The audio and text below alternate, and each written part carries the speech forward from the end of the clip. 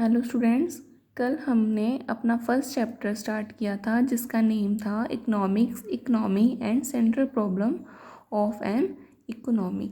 हमने इसका meaning clear किया था कि इकोनॉमिक्स क्या है और इकोनॉमी क्या है। इसके बाद हमने किया था कि सेंट्रल प्रॉब्लम ऑफ इकोनॉमी क्या है और हमने इसकी डेफिनेशंस की थी कि इकोनॉमिक्स की क्या डेफिनेशन है। आज हम इससे नेक्स्ट पार्ट करेंगे अपनी क्लास में, जो कि है scarcity of resources and the problem of choice. देखो बेटा, स्कैरसिटी होती है वो, इसका क्या मीनिंग है कि दुर्लभता।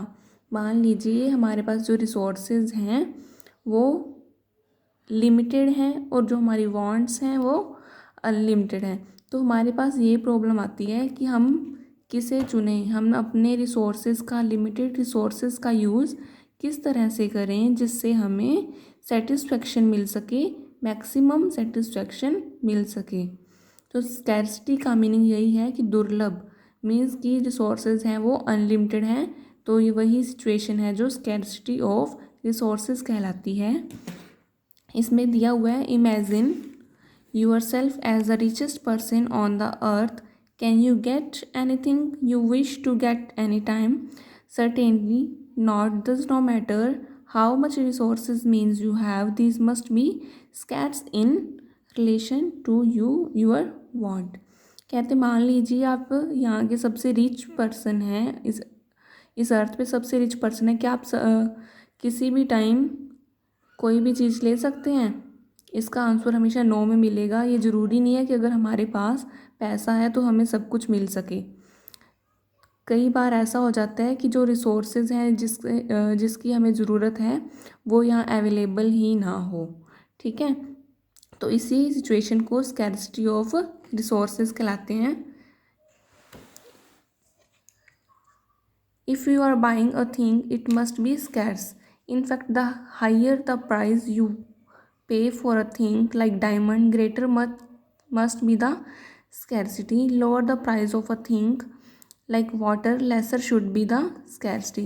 कहते हैं कि चाहे किसी चीज़ का रेट ज़्यादा है चाहे कम है, उन दोनों की ही स्कैरसिटी हो सकती है। ये ज़रूरी नहीं है कि कम चीज़ वाले की स्कैरसिटी नहीं होएगी या ज़्यादा वाले की नहीं होएगी। ऐसा कुछ नहीं है, स्कैरसिटी किसी भी रिसोर्सेज की हो सकती है।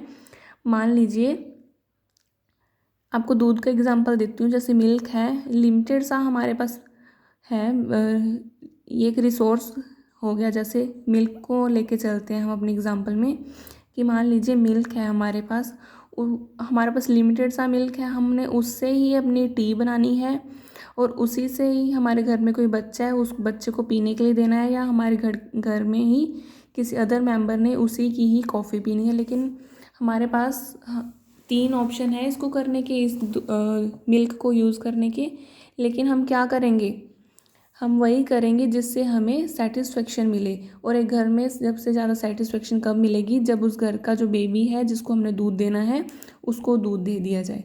ठीक है, तो ये जो सिचुएशन हमारे आगे आई थी इसको ही कहते हैं scarcity of resources. Mean limited resources, लेकिन जो हमारी वांट्स उसका यूज़ है अल्टरनेट हम कर सकते हैं।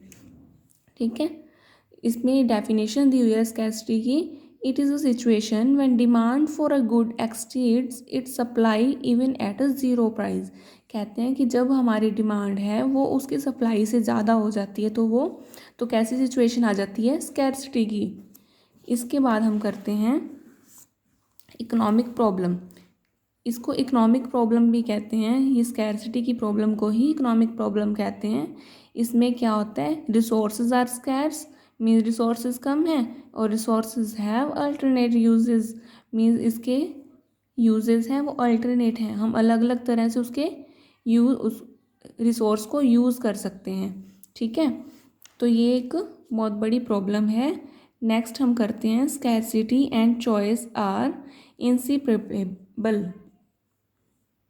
फर्स्ट पॉइंट है, इनमें ये बताया गया है कि किन किन सिचुएशन पर स्कैरसिटी आ सकती है।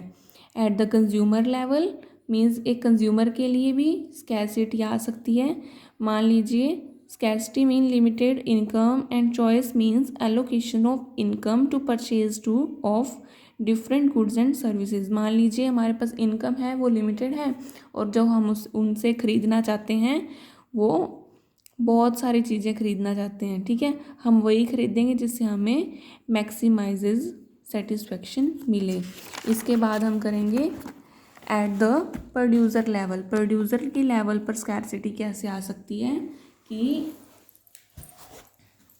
प्रोड्यूसर के लेवल पर स्कैरसिटी कैसे आ सकती है कि मान लीजिए जो हमने प्रोडक्ट को प्रोड्यूस करना है उसके लिए हमारे पास रिसोर्सेज बहुत कम हैं, लेकिन हम जो प्रोडक्शन चाहते हैं वो थोड़ी ज़्यादा चाहते हैं, ठीक है। तो ये स्कैरसिटी इसके लिए आ सकती है। At the national level, national level पर भी स्कैरसिटी का क्या मतलब है? Scarcity means limited national resources, means कि नेशनल लेवल पर जो रिसोर्सेज हमें दिए गए हैं वो कम है। और choice mean usage of resources in a manner such that social welfare is maximised. In national level पर जो हमें रिसोर्सेज हैं इनका यूज़ इस तरह से हमने करना है कि जो हमें सोशल वेलफेयर हो वो सबसे ज़्यादा हो सके, ठीक है। आई थिंक आप स्कैरसिटी को समझ गए होंगे। इसके बाद हम करते हैं माइक्रो इकोनॉमिक्स और मैक्रो इकोनॉमिक्स। जो इकोनॉमिक्स है उसी को दो पार्ट्स में डिवाइड किया जाता है, ठीक है। जो इकोनॉमिक्स है उसी को दो पार्ट्स में डिवाइड किया जाता है। फर्स्ट इज़ माइक्रो इकोनॉमिक्स और सेकंड क्या है? Macro economics. जो माइक्रो इकोनॉमिक्स है, माइक्रो का मतलब होता है स्मॉल और मैक्रो का मतलब होता है लार्ज। जो माइक्रो है इसकी स्टडी स्मॉल लेवल पर की जाती है। मान लीजिए किसी इंडिविजुअल लेवल पे, लाइक किसी की एक ही सिंगल पर्सन की या किसी इंडिविजुअल की इनकम बतानी है, इंडिविजुअल की ही डिमांड, इंडिविजुअल व्यक्ति की ही सप्लाई शो करना। और जो मैक्रो इकोनॉमिक्स है इसमें नेशनल लेवल की या बहुत सारे लोगों को मिलाकर जो डिमांड सप्लाई के बारे में इसमें स्टडी की जाती है। व्हेन इकोनॉमिक प्रॉब्लम और economic issues are studies considering small economics units like an individual consumer और individual producer, we are referring to micro economics. जिसमें किसी इंडिविजुअल की ही कंज्यूमर की बात की जाए, मीन्स उसके द्वारा यूज़ की जाने वाली चीज़ों के बारे में स्टडी की जाए तो वो माइक्रो इकोनॉमिक्स से रिलेटेड है। इसके बाद क्या है? Macro economics. मैक्रो इकोनॉमिक्स में क्या आता है? जिसमें पूरे नेशनल लेवल पर की इनकम या पूरे नेशनल लेवल की डिमांड सप्लाई के बारे में हम स्टडी करते हैं। तो ये हमेशा याद रखना है आपको, जो माइक्रो इकोनॉमिक्स है छोटे लेवल पर होता है और जो मैक्रो इकोनॉमिक्स है वो बड़े लेवल पर होता है। छोटे लेवल की माइक्रो इकोनॉमिक्स है जो उसमें किसी इंडिविजुअल को लेकर चलते हैं और मैक्रो इकोनॉमिक्स में पूरे नेशनल को लेकर चलते हैं।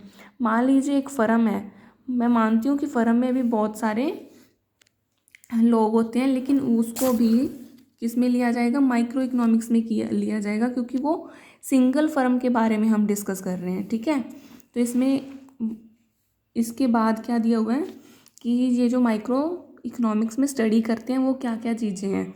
फर्स्ट है theory of demand, consumer behaviour की डिमांड के बारे में पढ़ते हैं कि किसी की डिमांड है वो कैसे डिसाइड होती है। Theory of supply and producer का बिहेवियर, हम माइक्रो इकोनॉमिक्स में ये वाले सारे चैप्टर करेंगे।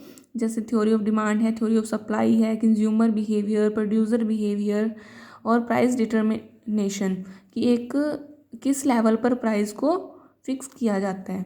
इसके बाद मैक्रो इकोनॉमिक्स क्या है वो देख लेते हैं। Macro economic study economic activity related to economic as a whole. Whole word आ गया, होल का मतलब है पूरे नेशनल लेवल पे जो स्टडी किया जाता है, ओवरऑल लेवल पर जो स्टडी की जाती है। एग्रीगेट सप्लाई है, एग्रीगेट डिमांड है, उसी को हम मैक्रो इकोनॉमिक्स कहते हैं। इसके बाद इनमें डिफरेंस दिया हुआ है, डिफरेंस हम देख लेते हैं। First is micro economic study economic relationship और economic problem at a level of individual and individual firm और इंडिविजुअल हाउस होल्ड और इंडिविजुअल कंज्यूमर।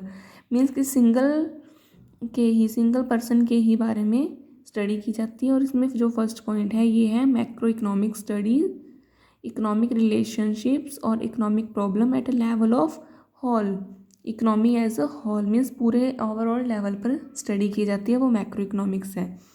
सेकंड में बताया गया है कि इसमें क्या होता है, किसी इंडिविजुअल की, फर्म या इंडस्ट्री के बारे की आउटपुट या उसी के प्राइस के बारे में बात की जाती है।